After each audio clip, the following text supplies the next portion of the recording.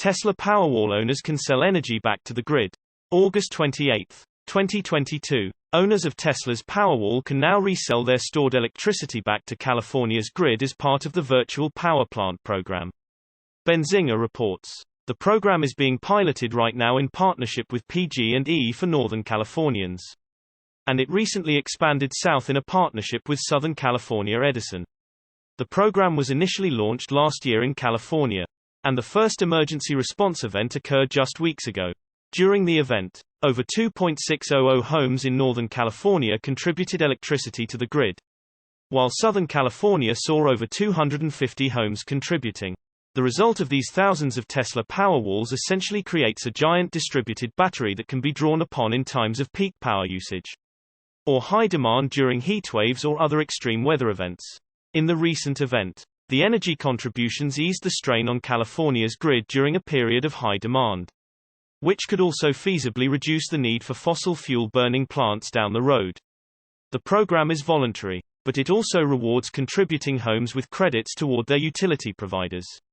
Before the recent event, Tesla contacted Powerwall owners to give them a chance to opt out. Owners were also allowed to maintain how much the Powerwall discharges, so they can keep however much they want for their own backup reserves. The Virtual Power Plant program pays participants at a rate of $2 per kilowatt-hour of energy given back to the grid, which means Powerwall owners could end up with between $10 and $60 per event. With Tesla's EVs entering markets worldwide, the renewable energy program also begs the question of how the world can power the next generation of cars. The US government is working on a public EV charging infrastructure, and even Tesla's superchargers are expanding rapidly, though most are still powered with coal, for now. Tesla is also working with utility providers in Texas to set up a similar virtual power plant program in the state. Additionally, Tesla has virtual power plant programs running in South Australia and Victoria, both with similar ideas to the California pilot. It's not yet clear where Tesla will launch its virtual power plant program next. But with the world facing increasingly frequent climate events putting pressure on the electrical grid, the deployment of the program can't come soon enough. Source reposted and summarized from Peter McGuthrie at Evanex. My take: virtual power plants are the future of energy.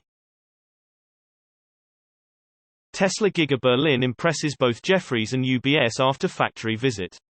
August 28, 2022. Tesla Gigafactory Berlin is only getting started, but it is already impressive for a number of financial companies. After a visit to Giga Berlin, teams from Jefferies and UBS shared some of their observations about the Germany-based plant, and they were pretty positive. Jefferies analyst Philippe Houchois, for example, maintained a buy rating and adjusted his price target for TSLA stock to $350 per share. The analyst was optimistic following investor meetings and a visit to Gigafactory Berlin, noting that Tesla is leading a transformation in the industry. A day of investor meetings and a visit to Berlin's new plant keep us convinced Tesla is leading industry transformation with a business model driven by resource efficiency. The analyst commented. UBS was also optimistic about Tesla, which reportedly highlighted that Giga Berlin could become the most profitable gigafactory with COGS that are closer to Giga Shanghai's levels. The firm also noted that it expects auto gross margin to exceed 30%. Tesla highlighted that Berlin could become the most profitable gigafactory as COGS will get close to Shanghai levels, i.e., much better than Fremont, while European product mix will be the highest in the world, much higher than China. We agree with this assessment, which is why we expect auto gross margin to exceed 30% from H2 22 onwards. UBS noted. Particularly interesting were UBS observations that a number of Giga Berlin's sections are ready for a production rate of 10,000 vehicles per week. The firm also noted that by the end of the year, Tesla plans to fully use Giga presses for the Model E's front-end underbody, which would be a step towards the company's Germany-made vehicles also using a 4680 structural battery pack. We were the first broker to get a Giga Berlin tour together with key clients. We saw a very busy factory floor, obviously making good progress towards the 5,000 car week target run rate by year end. Parts of the plant are even ready for 10K vehicles week, with a sequence time of 45 seconds by car and 10 hours from the body shop to final assembly. Tesla believes it is more than twice as fast as VW's MEB plant. The key process innovation is gigacasting, which replaces an army of welding robots for a single rear-end underbody part. By year-end, Tesla plans to do the front-end underbody also as a single die-cast piece with a total of 8 gigapresses, enabling the use of a 4680 structural battery. Tesla expects to have in-house 4680 cell supply up and running by then next door. UBS noted. The observations of Jefferies and UBS were undoubtedly bullish for the electric vehicle maker. In a way, it appears that Tesla is currently putting some effort into showcasing its Germany-based factory to several financial firms. Tesla head of investor relations Martin Viecha, for example, also noted on Twitter that he had taken Pierre Farragut of New Street Research around Giga Berlin.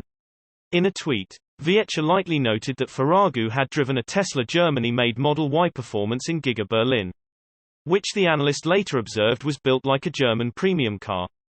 This is quite a lot of praise for Tesla, as its vehicles have been scrutinized over the years for every single imperfection, from paint quality to panel alignment.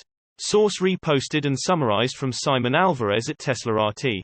My take: Tesla's gigafactories are so far ahead of the competition that they would impress anybody. Panasonic plans additional 4680 battery factory in the U.S., August 28, 2022. The new $4 billion EV battery plant in Kansas might not be the only one that Panasonic will build in the near future in the U.S., according to the Wall Street Journal via Reuters and Bloomberg. The Japanese company is in talks to build an additional battery plant in the country, at a similar cost of $4 billion. The report is based on unofficial input from people familiar with the matter, which means that we don't know anything for sure. Potentially, the new plant might be built in Oklahoma or Kansas, which were considered also for the first investment. If the first plant will be built in Kansas, then maybe this time Oklahoma will manage to attract Panasonic. A lot depends on the purpose of the investment. Who is the customer? Where are the EV plants? And what is the battery type, form factor and chemistry? So far, Panasonic's biggest battery customer was Tesla and the second largest was Toyota, we believe. But until it's confirmed, we can't really exclude any other automaker. What is important is that two $4 billion battery plants on top of the joint project with Tesla at the Giga Nevada plant would significantly improve Panasonic's position. In recent years, we heard a lot more about South Korean investments LG Energy Solution, SK Innovations SK On and Samsung SDI. According to Reuters, Tesla does not comment on the matter, while a Panasonic spokesperson said we are examining various growth strategies for our automotive battery business. But there is no further information that we can share at the moment aside from what we have already announced. Nonetheless, the rumor is another sign indicating that the EV battery business is booming in the US, as most of the major battery manufacturers are launching new projects or planning some. Thousands of new jobs will be created at each of those plants.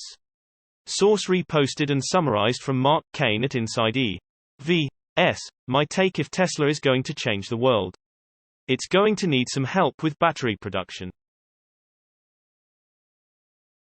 Elon Musk reaffirms FSD Beta 10.69 wide release schedule. August 28, 2022. After a longer than typical wait between versions, Tesla released full self-driving Beta 10.69 last week to a limited subset of around 1,000 testers, most of which were employees.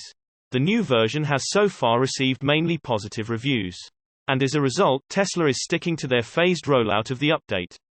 Prior to the release, Elon Musk said FSD Beta 10.69 would expand to around 10,000 testers 1 week after testing validated that there were no major issues.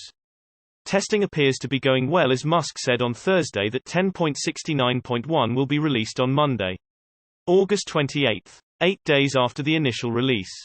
Following another week or so of testing, 10.69.2 should be released to the remaining FSD Beta testers, which at that point should be around 90,000.